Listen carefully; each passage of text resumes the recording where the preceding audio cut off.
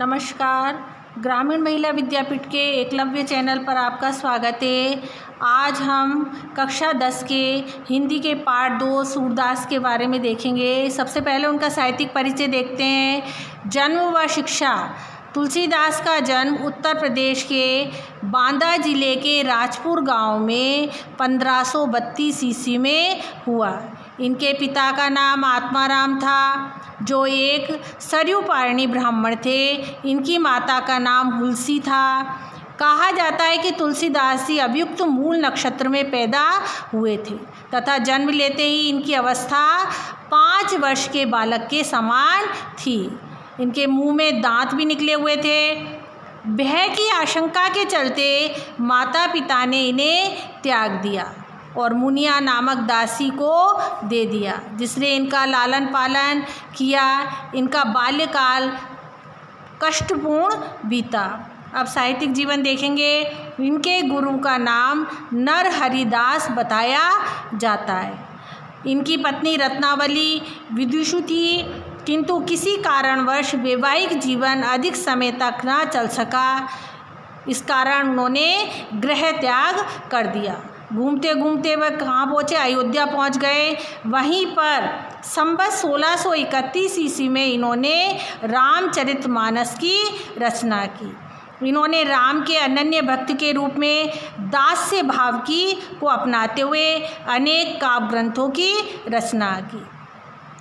प्रमुख रचनाएं देखिए।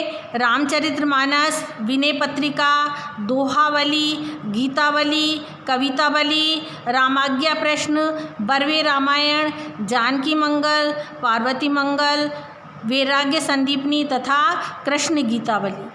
भाषा शैली, ये अवधी और ब्रज भाषा दोनों के पंडित थे। इन्हें दोनों ही भाषाओं का पूर्ण ज्ञान था। दोनों भाषाओं का शुद्ध और परिमार्जित रूप इन्होंने अपनाया। मृत्यु इनकी 1623 ईस्वी में हुई थी।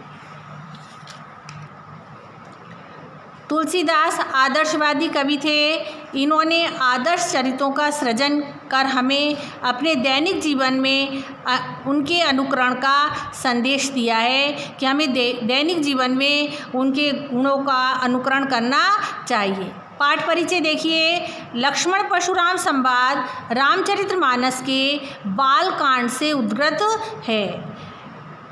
धनु यज्ञ के पश्चात मुनि परशुराम शिव धनुष भंग का समाचार पाकर क्रोध में तमतमाते हुए वहां आते हैं, किंतु राम की विनयशीलता और विश्वामित्र के समझाने पर राम के शक्ति परीक्षण के बाद उनका क्रोध शांत होता है। परंतु इस बीच लक्ष्मण और परशुराम के बीच व्यंग्योक्तियों से युक्त जो संवाद हुआ है, उस प्रसंग को यहाँ प्रस्तुत किया गया है।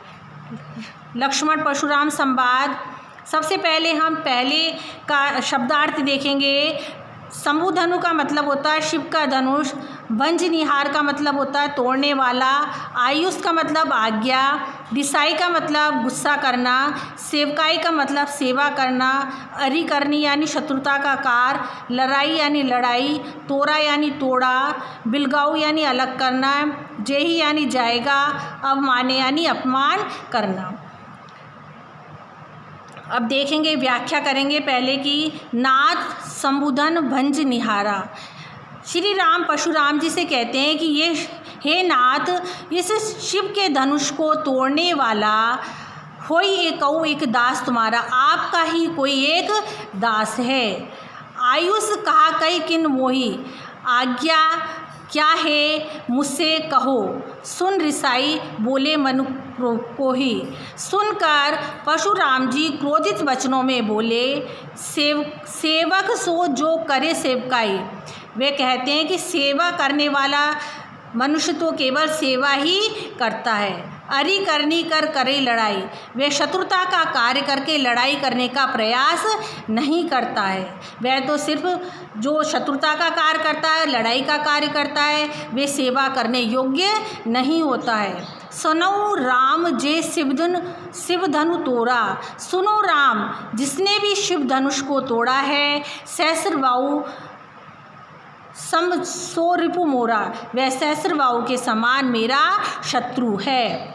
सो बिलगाओ बिहु समाजा, उसको समाज से अलग कर दो, ना तो मारे जाए सब राजा, नहीं तो यहाँ उपस्थित सारे राजा मारे जाएंगे। सुनी मुनि बचन लखन मुस्काने,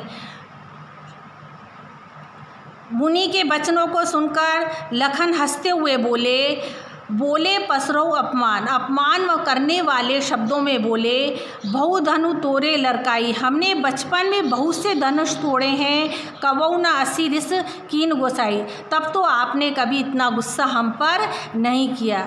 यही धनु पर ममता के हेतु इस धनुष पर आपकी इतनी ममता क्यों है? सुनी रिसाई कर भृगुकुल केता, ये सुनकर परशुराम जी, भृगुकुल वंश के परशुराम जी सुनकर गुस्से में बोले, रे नृप बालक काल वंश बोलत तेन सभा, हे राजा के पुत्र, तुम काल वंश इतने कठोर वचन बोल रहे हैं, अपने आप को संभालो। धनऊ सम त्रिपुरारु धनु विदित सकल संसार, ये सारा संसार जानता है कि ये शिवजी का धनुष कोई साधारण धनुष नहीं है।